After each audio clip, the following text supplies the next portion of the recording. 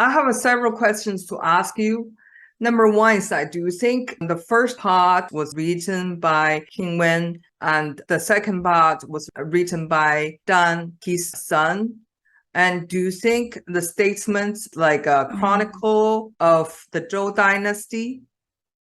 Do I literally think it was written by those two people? Well, I don't know. Nobody knows. I don't personally think so. I think I can sense the wisdom of ancient diviners in there. And obviously I think some of the text is, I think it must come from different sources, and some of it's very old. Some of it will come from folk wisdom, and someone who had a level of genius I can't begin to understand saw how these little insights connected with the hexagrams, with the structures of the lines. That's one of the most exciting things about this book, isn't it? My second question is that there's this guy in America. He went to the same university as I did. He did this mass model using lines. He did that in the 1970s. His name's Terence McKenna.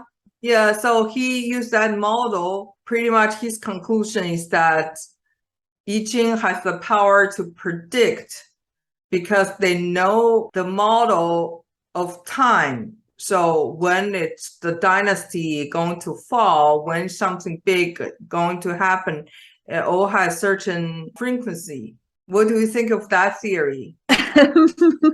I think there is something about the I Ching that attracts people to come up with theories. It's big enough to encompass all of them and for many different people to find many different things within it. What interests me about it is how it helps individuals with individual readings. And to my mind, all the theories and all the amazing things you can find in it, they only really matter if when someone comes to the oracle saying, what do I need to understand about this relationship, if they can actually help the person to understand the answer about their relationship. Yes. All the theories, the scholarship, the amazing discoveries, etc. I think it all comes down to, is it going to help someone or not? But the most popular scholar on I Ching in China, in popular culture, Zheng Zhiqiang, he's from Taiwan. He died. He predicted what's going to happen to China in the next 50 years. Some of the predictions turned out to be true. What's going to happen to China and what's going to happen to the West and stuff like that. So this draws a lot of attention and people really like reading that. And some of his says just help establish his authority. According to Terence McKenna, that mass model that I Ching could predict what's going to happen worldwide. And then that also correlates with the Mayan prediction. Around the same time, the fall of Roman Empire, the same time of World War II and nuclear bombs, the Chinese are more interested in the big picture that they can learn from I Ching. So I'm just wondering if you do the same, see the big picture through I Ching, what's going to happen to the UK after the Queen or things like that. I don't normally. No, as I said, I want my readings to I want to do readings when they're going to make a difference. So someone's life is going to be better as a result of this reading. And it can be, and readings about the world picture. It can be interesting.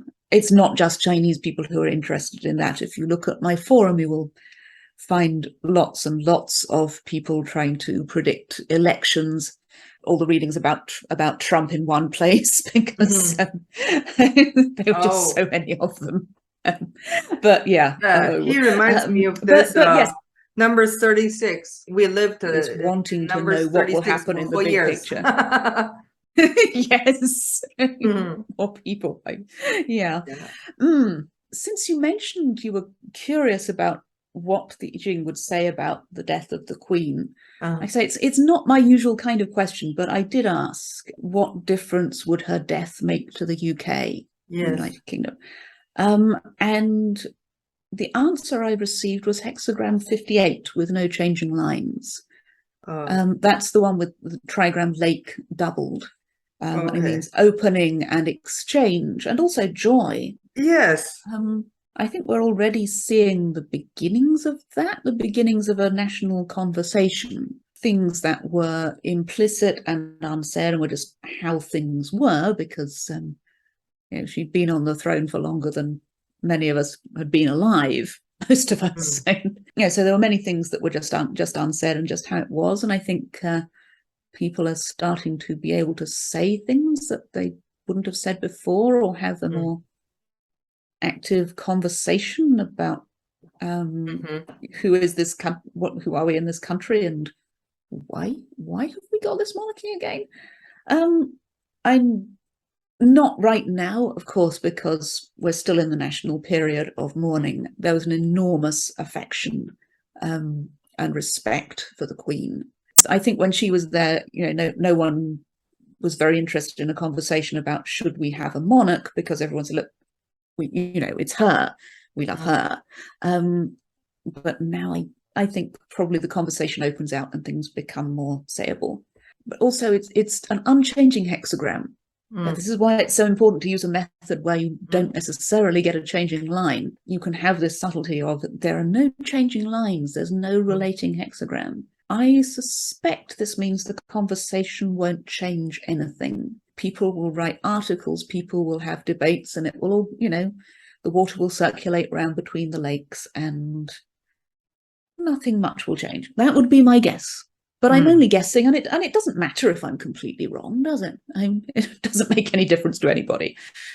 So hexagram number 58 is about joy and happiness. In our Chinese culture, we think the Queen's death was a happy death because it's a longevity for number one. For number two, it didn't last long. She died quickly, no pain. So it's a happy ending. It's a very good ending. That's a good point. Yes. That's the 58 already. Yes. And then also I think she brought people with jubilee, with happiness. I remember that we got together with friends in the name of Queen's birthday. I mean, I don't really know much about the Queen, but we just got together to celebrate. Some culture experience, horse riding, wear some hats in the name of Queen's birthday. They're entertaining. So joy, absolutely. And then even now it's the time of mourning, but eventually people enjoy talking about them. Yes. Yeah, that's very true. No change means it'll continue, I guess. The monarchy. Yeah, I know no change means different things with different hexagrams, but and sometimes it means surprising things with different hexagrams. My experience with 58 unchanging is of conversations that are lively and interesting, but don't create material change on the ground. So I'm not predicting that Britain's going to become a republic. There doesn't seem to be a path to that.